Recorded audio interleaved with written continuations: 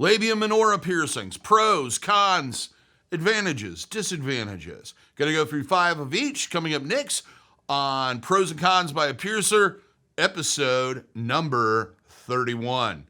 So stick around.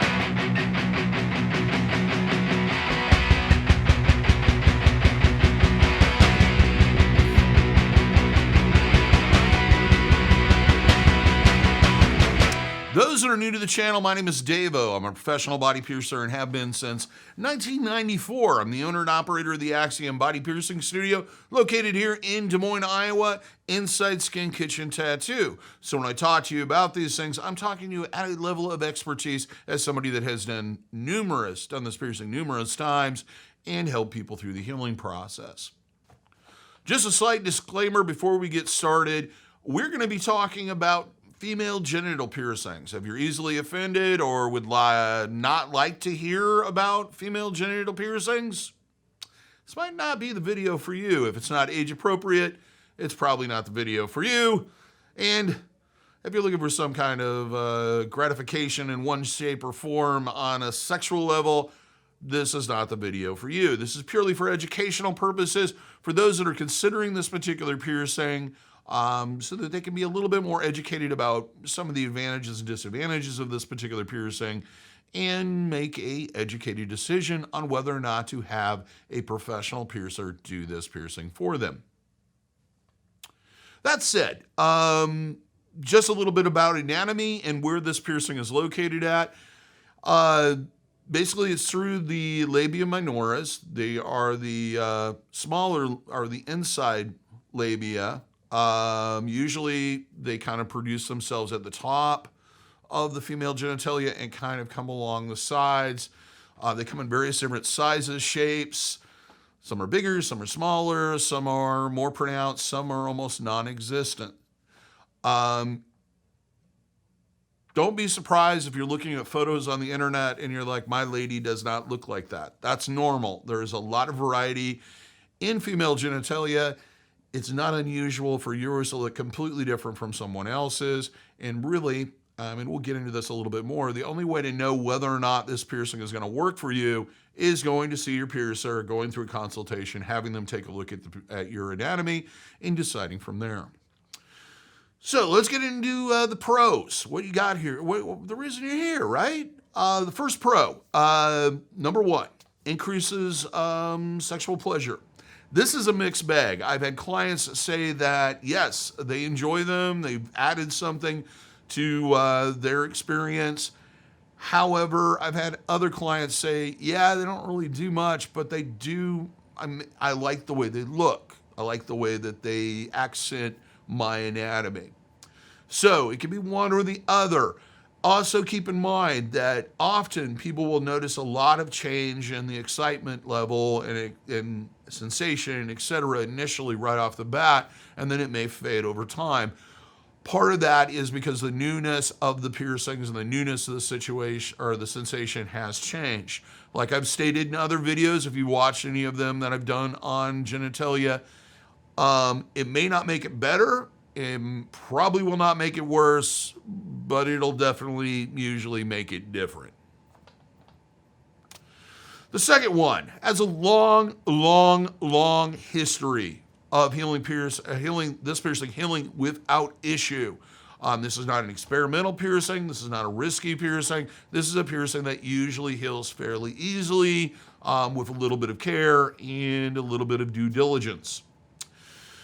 Third thing, this infection is not easily prone to infections. You have a lot of blood traffic in that part of your anatomy. If you take the proper precautions during the healing process, it's pretty darn rare that you would see an infection there. In fact, I don't think I've ever seen an infection in my 25 years of piercing in a labia minora. The fourth one being, it doesn't affect lifestyle as much as other piercings will. This is not going to affect your ability to get a job. This is not going to affect your ability to compete in competitive sports and hobbies. This is a piercing that is not going to impede sleep as much. It's not going to impede most activities. There are a few, but most activities, including exercising, walking, etc. And I'll get into that later. Number 5. This is a piercing that basically is for you and possibly your partner. No one needs to know that you have this piercing unless you specifically tell them or show them. So it's a piercing that you can have in a work environment or collegiate environment or conservative environment where you don't have to worry about people judging you on the fact that you have a visible piercing. This is for you. Nobody else needs to know about it. So with the cons or advantages out of the way, let's move on to the cons, the disadvantages. First thing is you do have to have the proper anatomy for this. As I mentioned in the beginning, female genitalia tends to expand differently in a lot of different varieties, shapes, sizes, etc. So unless you have the proper anatomy to support this piercing, heal it correctly, and avoid interruption of normal activities, it may not be the best piercing for you. The only way you're going to find that out is by going to see your piercer, going through a consultation, and discussing your options.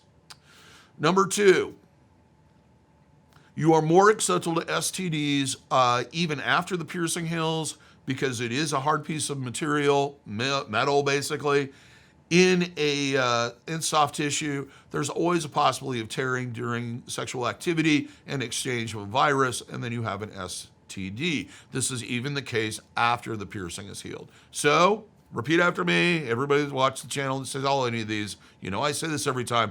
Please, people, practice safe sex the way you're supposed to. Meaning if you switch partners, use latex barriers until you've both been tested and cleared.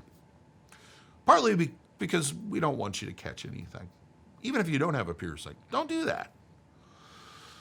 Number 3, I kind of brushed on this a little bit earlier. It can lose its newness over time. It may have a lot of excitement initially, and then as it becomes normal sensation, normal part of your life, it isn't as exciting later on. Some people equate this to, it was really sensitive and exciting at the beginning, and then after a while, it was just like, I just have a piece of jewelry there. That is normal. And always remember, this is your biggest sexual muscle. Number 4, you may find this piercing uncomfortable. This piercing is very anatomy specific. Usually when we do it, I will mark the piercing and then I will have the client stand and kind of lift one leg or the other. The reason being is we want to make sure that it is high enough that it's not going to cause problems when they're walking. Also, I want to make sure that it is not so far down that it will affect normal intercourse.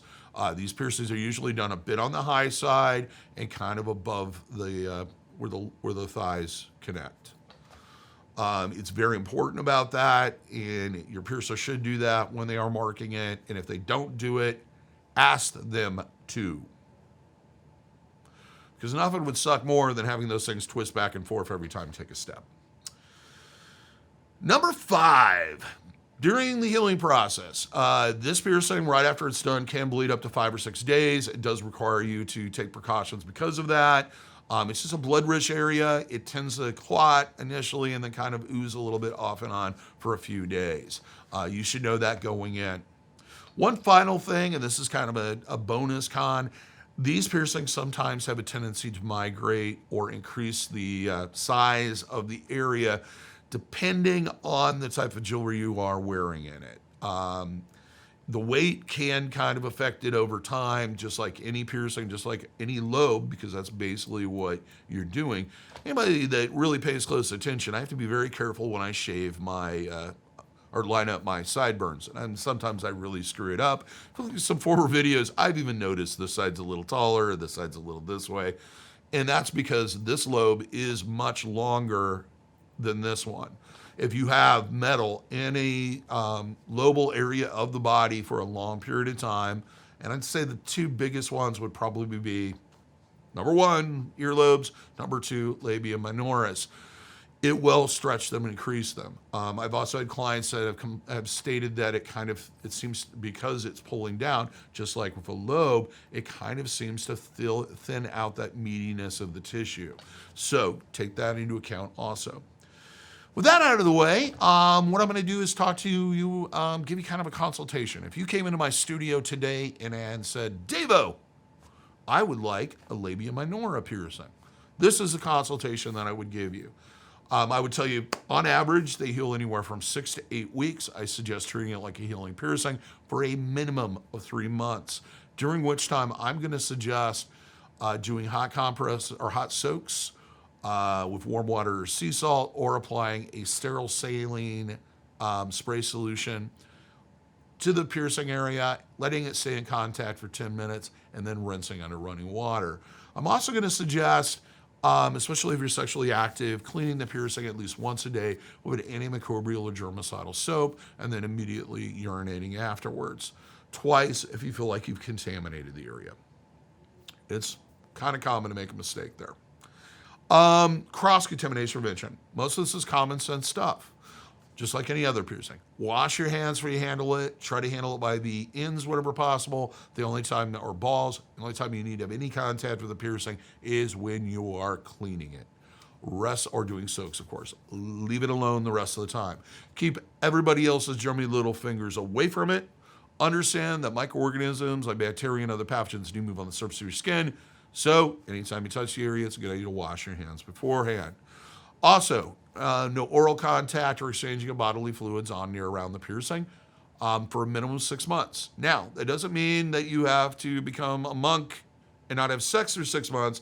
That just means that you need to use some type of latex barrier. The reason being is that tissue, even after it goes through that initial healing period and seals up, is still very, very soft, very, very fragile. Sexual activity tends to kind of put a lot of pressure on the jewelry, or possibly could. You have a tear, and then you have an exchange of bacteria. So just like with the STDs, we want you to be a little bit on the cautious side. Also, you want to avoid lubricants that are not water-based. I know a lot of people like silicone these days. I have not seen a study on silicone in contact with wounds. If somebody's found one or somebody sees one, please let me know. Put a comment in. I'd like to read it because I'd like to be able to know for sure. So I generally suggest water-based lubricants. Stay away from anything that has spermicide in it, any type of warming gels, anything that's reactive, anything that's got flavors or what have you. Just plain old water-based. Gentle at first. If you feel like if you notice any discomfort, rest or try something else. Listen to your body. When it hurts, you probably should stop doing what you're doing. Keep your environment clean. Clothing, bedding, towels, anything that may come in contact with a piercing. Do not submerge the piercing in bodies of water you cannot control the quality of, which is pretty much everything but your own clean bathtub. Keep pets away from it. Everybody always kind of chuckles about that one, but mainly what I'm not the reason you think I'm thinking. What I'm thinking is keep it away from the area. Don't let it sleep in the bed with you. They tend to drag all the contaminants that they've came in contact with the day and then put them directly onto your bedding. So that's why we don't want you, not that other reason, because the other reason is gross and kind of evil.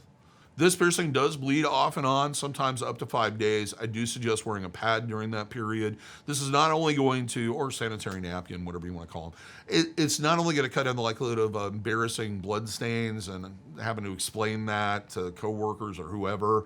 It also allows a little bit of cushioning while it's going through that initial tender phase, and also cuts down the amount of moisture in the area when the piercing is most susceptible to infection, which is a good thing. Jewelry selection and a couple other things I want to talk about, and then we'll tie this up. This piercing is traditionally done with rings, usually at least 12 gauge, because we need a slightly thicker piece of jewelry in there.